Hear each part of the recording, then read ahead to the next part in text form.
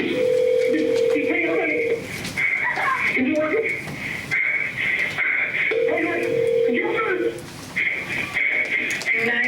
your emergency? It's 2458 Berlin Court, Harlem, Michigan, 7 Annuals. I don't know what's going on. There's blood everywhere. I can't figure out what's going on.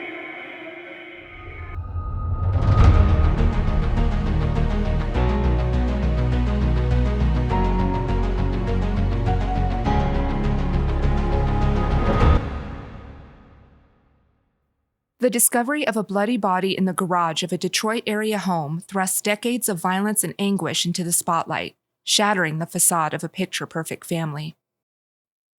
Despite Ruth Pyne and Ruth Ann Hawk attending South Lyon High School together, it wasn't until after graduation, when they both worked at a local hardware store, that Bernie was able to capture Ruth's attention. After months of relentless pursuit, Bernie's persistence paid off when Ruth finally agreed to a date. The two shared an undeniable chemistry, and less than 10 months later, they were married on February 20th, 1979, at the age of 19. After settling into married life, Ruth began working as a dental assistant while Bernie became an engineer at General Motors. Ruth led her life as a devoted Christian, finding purpose and fulfillment as an active member in the Cornerstone Evangelical Presbyterian Church. After 10 years of marriage, Bernie and Ruth welcomed their first baby, Jeffrey, in December of 1989. Ruth effortlessly fell into the role of a loving and devoted mother, even quitting her career to become a full-time, stay-at-home mom. My mom always wanted to be a mom. She prayed for it for many years, and when she finally got the chance, she embraced it with everything in her being. 10 years later, in 1999, the birth of their baby girl, Julia, rounded out their happy family. Life in the Pyne household seemed to grow more perfect with each passing year.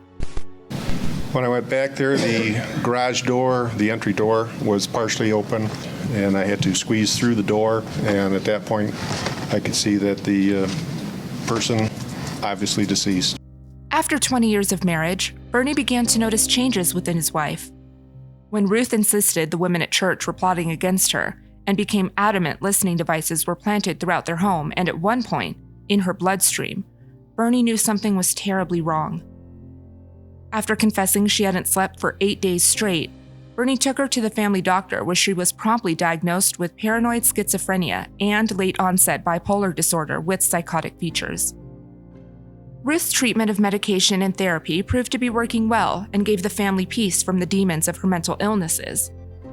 With Bernie's unwavering strength, the family navigated Ruth's complex fight, turning the picture-perfect family into a resilient and loving unit, determined to fight through the storms together.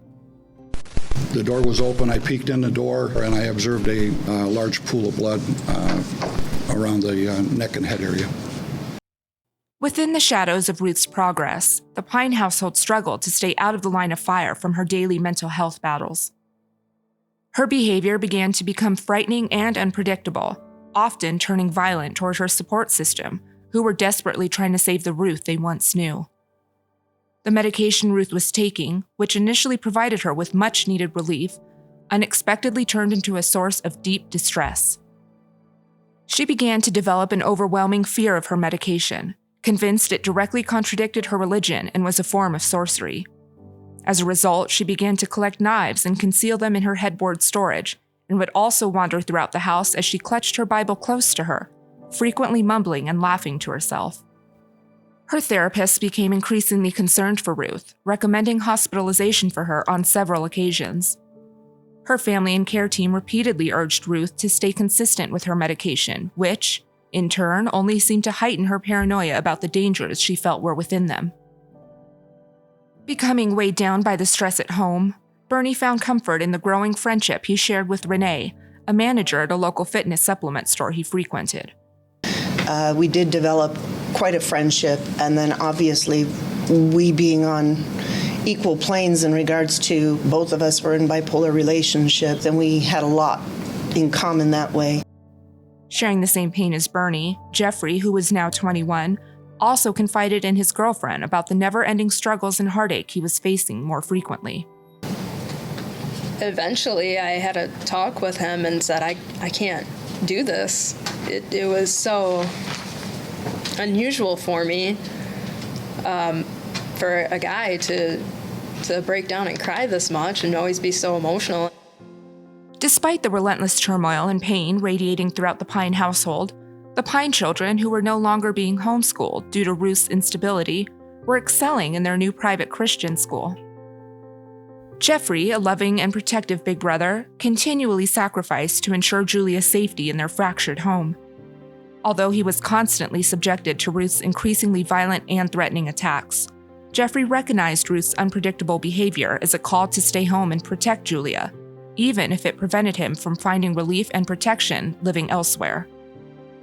In spite of the chaos and disorder in Jeffrey's life, he was a star basketball player at his school and effortlessly maintained a perfect 4.0 GPA.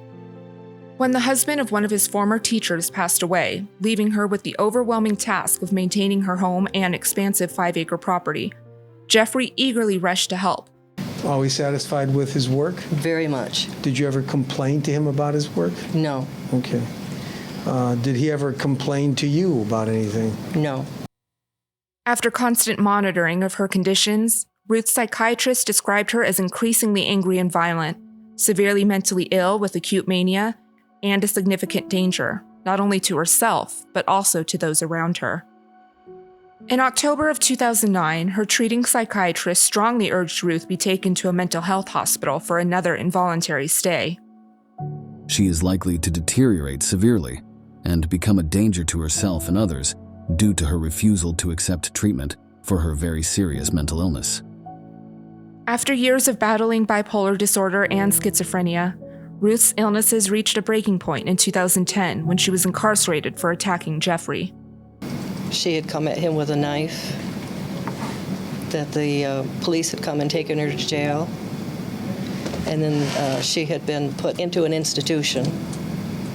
As a result, Ruth spent 23 days in a hospital and was eventually released on a $10,000 bond, in addition to the promise of taking her daily medication in front of her husband, Bernie.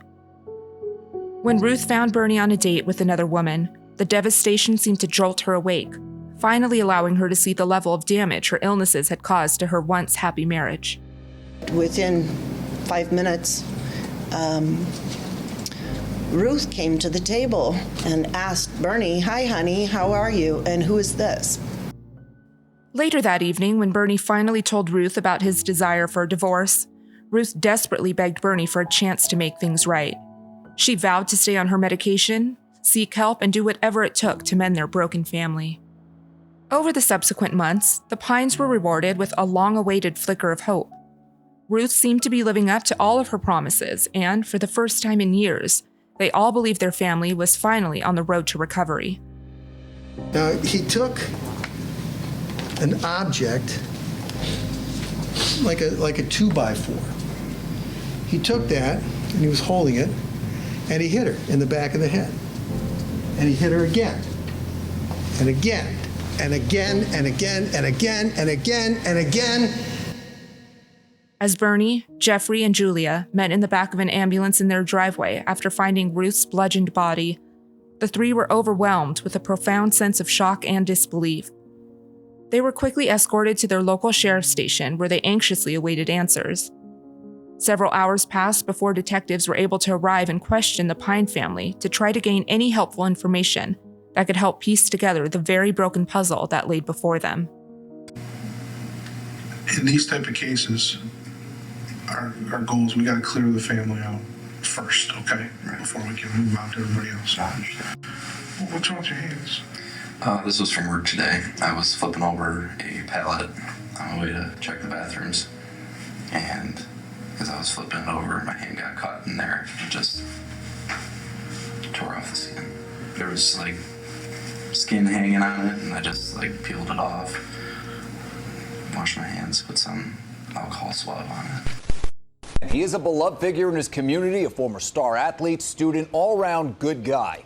His mother had a violent, dark side. Jeffrey Pyne says he didn't kill her. His surviving family says he didn't do it. But yesterday, prosecutors began making their case.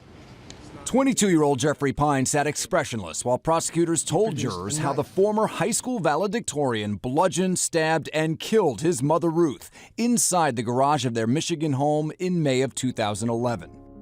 Despite a glaring lack of evidence, Jeffrey Pyne was tried on November 26, 2012, for the first-degree murder of his mother, Ruth Pyne. Multiple witnesses were called on the behalf of the prosecution. Witness after witness testified how obvious Jeffrey's love for his mother was and described him as level-headed, quiet, and gentle. The prosecution's strongest argument seemed to be based on the suspicious timing of the blisters seen on Jeffrey's hands the day of the murder, and also from his ex-girlfriend Holly and her retelling of Jeffrey's previous infidelity. Jeff, to me, Jeff was the perfect guy, the perfect son, the perfect boyfriend. I trusted him wholeheartedly. I never had a reason not to. He lied so effortlessly to me, to my family, to my friends. Well, just a quick glance, I looked at it, thought, man, it looks more like a rope burn or something, but you threw a paddle, I guess you got hurt, but it did seem odd to me. I expect more of a splinter or scrape rather than what looked like a rope burn. I tried multiple times picking up pallets in multiple different ways, and I couldn't do it. You were trying to simulate the injuries in 14, 15, and 16? Yes. And you couldn't do it? No.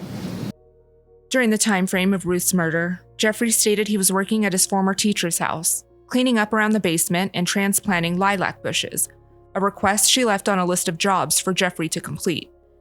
However, during the trial, Miss Needham, his former teacher, shockingly testified this exact task had been completed several days before the murder, leaving the court with the perplexing question of what actually occurred on that fateful day. Now, you said that the lilac bushes were not mulched when you came home on Monday the 23rd. Right. But they are mulched. And you said you mulched them. When did you do that? The next day, I did not have to babysit, and I knew I would have plenty of time to mulch them, so I mulched them on Tuesday. Tuesday, May the 24th. Yes. So those bushes were there on Monday, May the 23rd, and they were there because you mulched them on May the 24th. Yes. As the trial neared its conclusion, in a surprising turn of events, the prosecution approached the court with an offer to downgrade the charge to second-degree murder.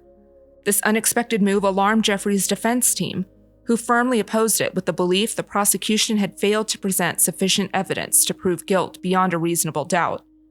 The defense felt the prosecution was now resorting to this lesser charge as a desperate attempt to secure a conviction against Jeffrey.